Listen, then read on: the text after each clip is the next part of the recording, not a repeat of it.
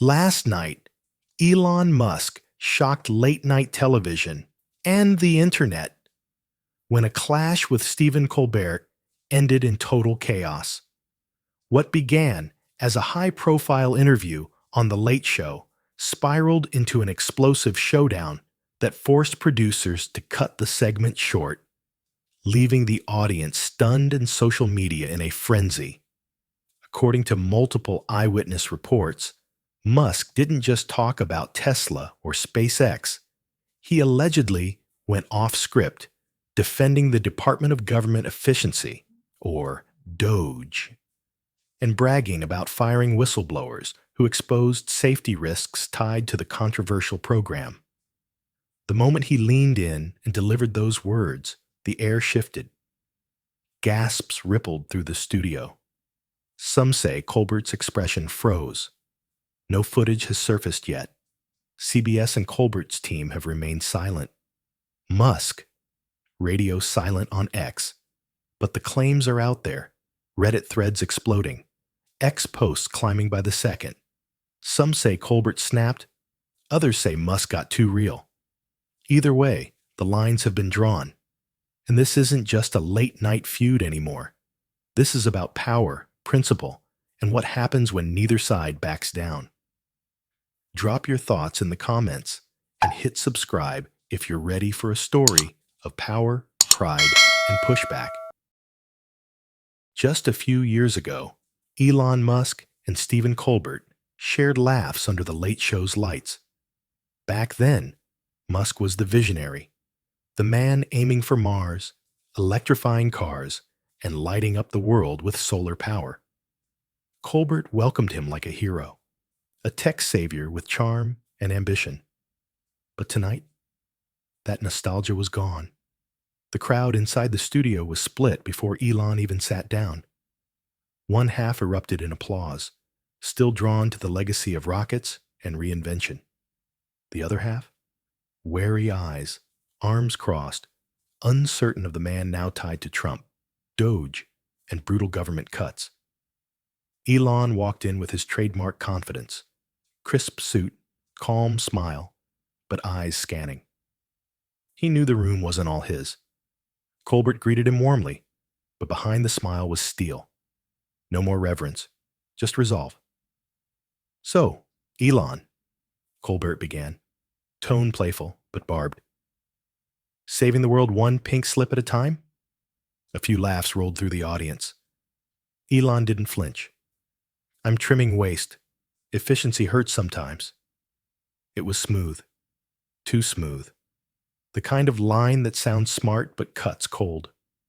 Producers glanced at each other behind the cameras. They could feel it. A shift. The crowd chuckled, but some fidgeted. Others went silent. The stage was set, and though no one knew what would happen next, you could feel the weight in the air. This wasn't going to be a casual chat, not with lives, layoffs, and legacy hanging in the balance. The tension wasn't just visible, it was alive, and it had just begun.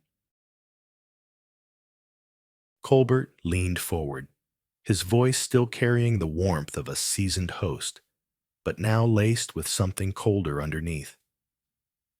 "Let's talk DOGE," he said.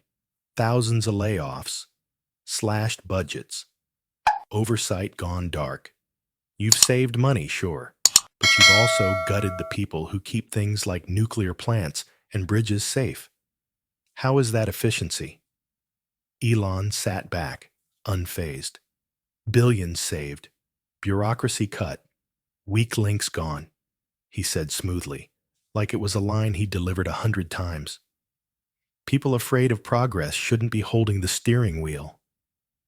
A few audience members clapped, but it wasn't loud. Mostly, the room shifted. A murmur, a shuffle, a long exhale. Colbert didn't miss it.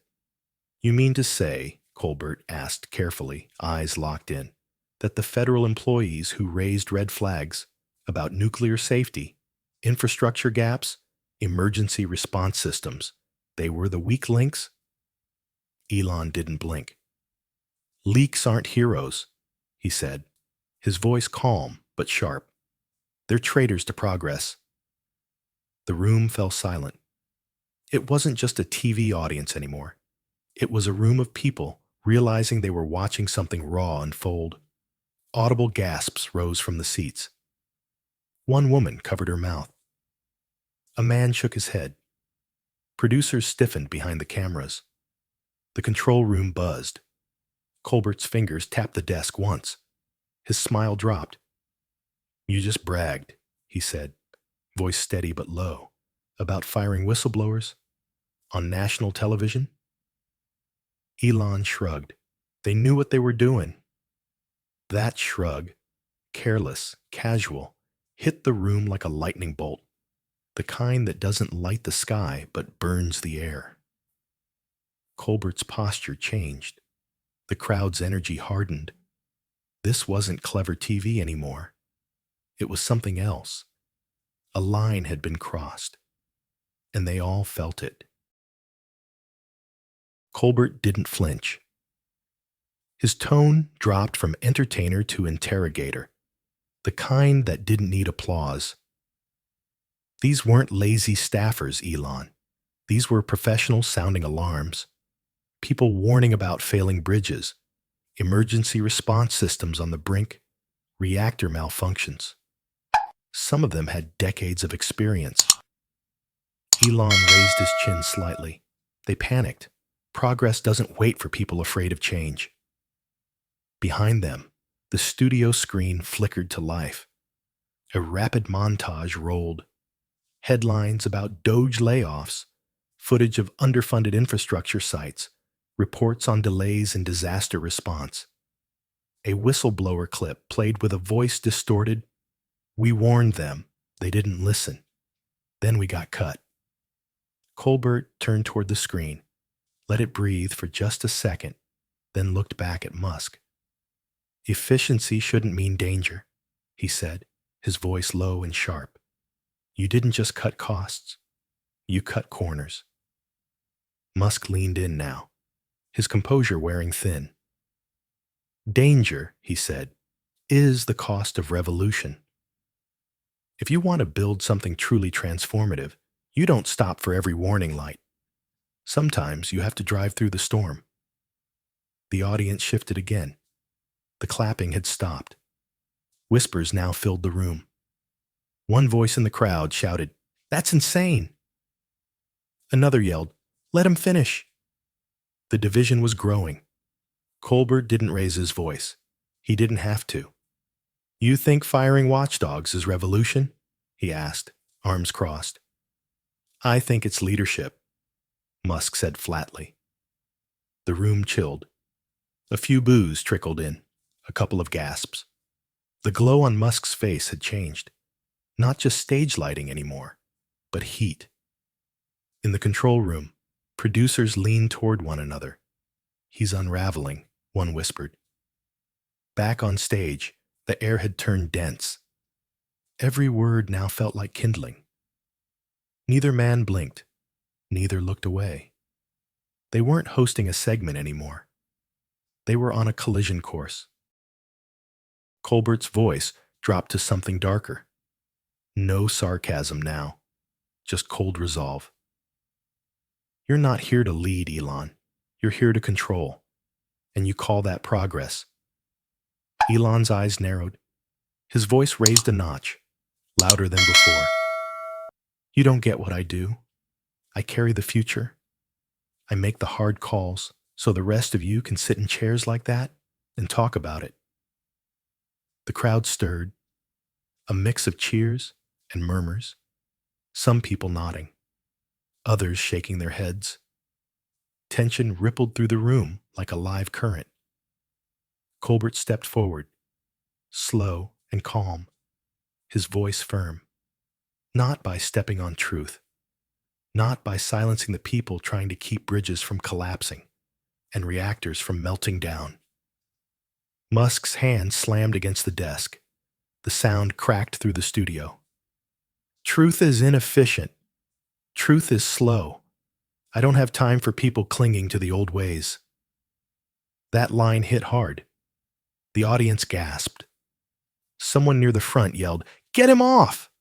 Another shouted, "Let him speak!" The whole room was boiling. Colbert didn't flinch. His eyes locked with Musk's. "You're not a genius, Elon. You're just loud." Elon shot up from his seat, face flushed. "You think this is funny? You think this is some comedy monologue?" Colbert remained still. Deadpan. "I think it's over." The silence that followed was absolute. No clapping, no laughter, just the low hum of stunned disbelief. Elon's shoulders tensed, his breathing loud enough to be picked up by the mic. "You'll regret this," he muttered, barely audible. But the voice wasn't sharp anymore. It shook. Colbert stepped back, folding his arms. He didn't say a word.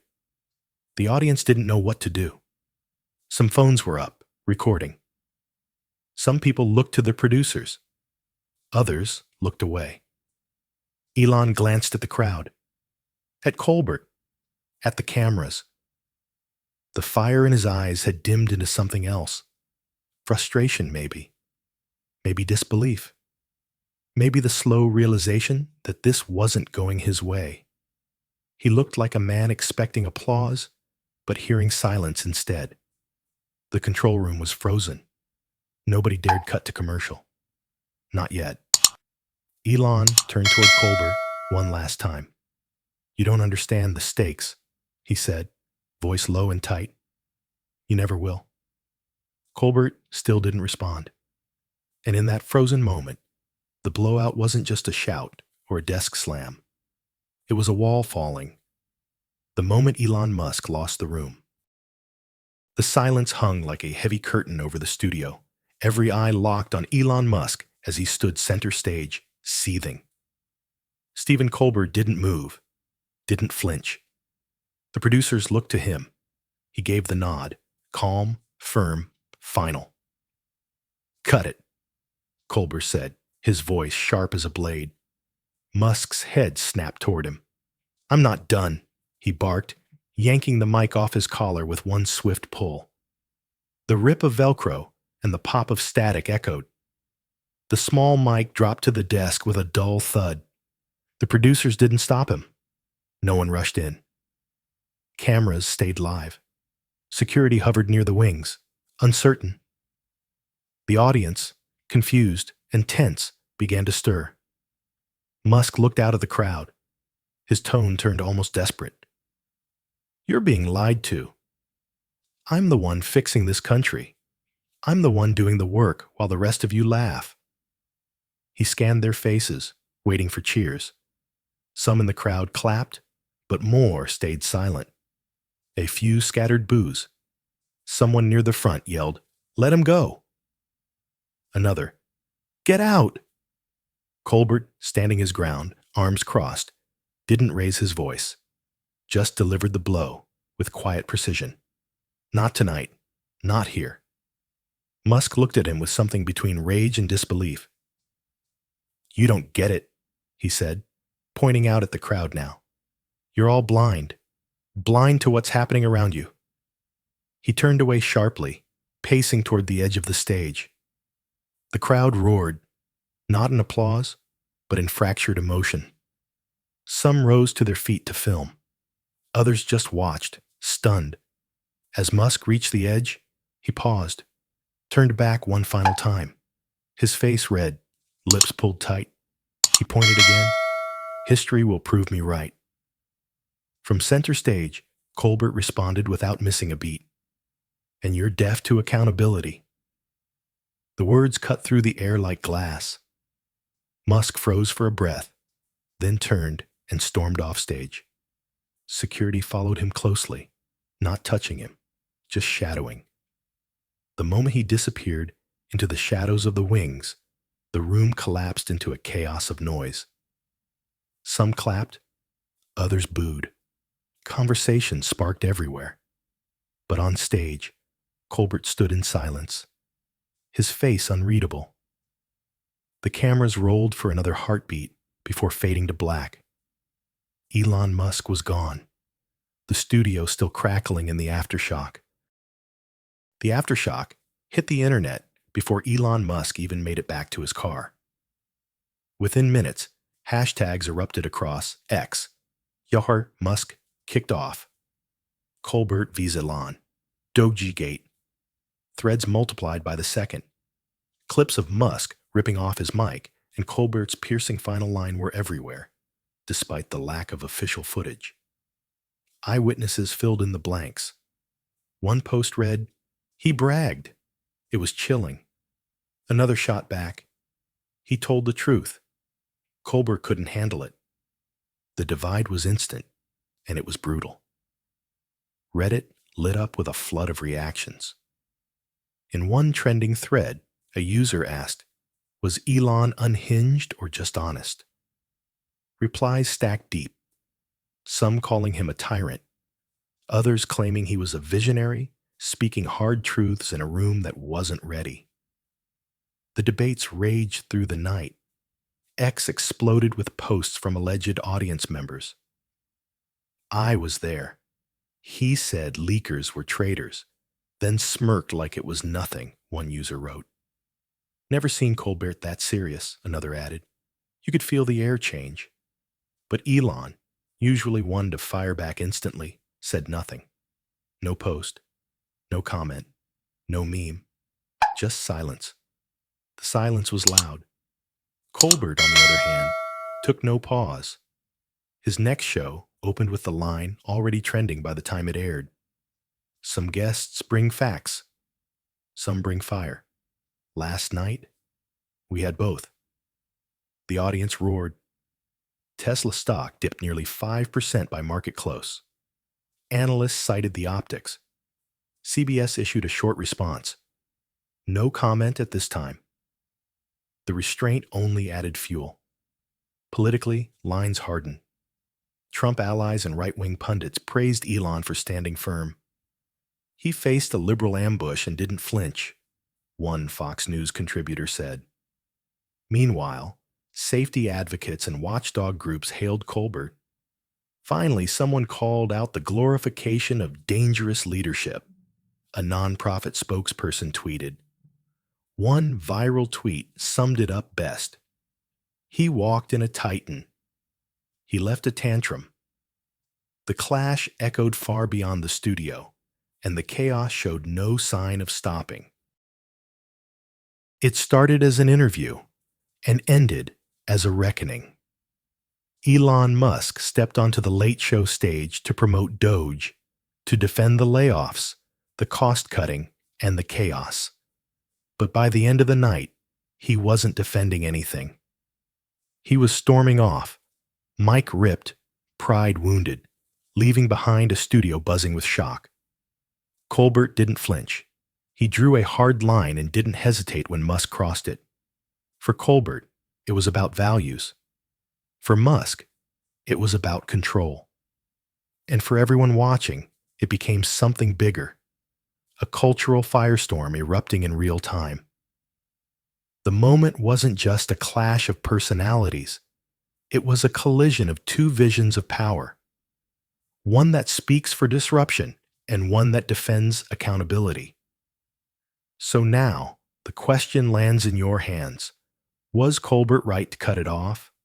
Or did Elon Musk speak a truth that nobody in the room wanted to hear? Drop your thoughts in the comments. Are you Team Elon or Team Colbert? And if you felt the heat, smash that like. Hit subscribe so you don't miss a single second of these showdowns, where power meets pushback and nobody walks away untouched.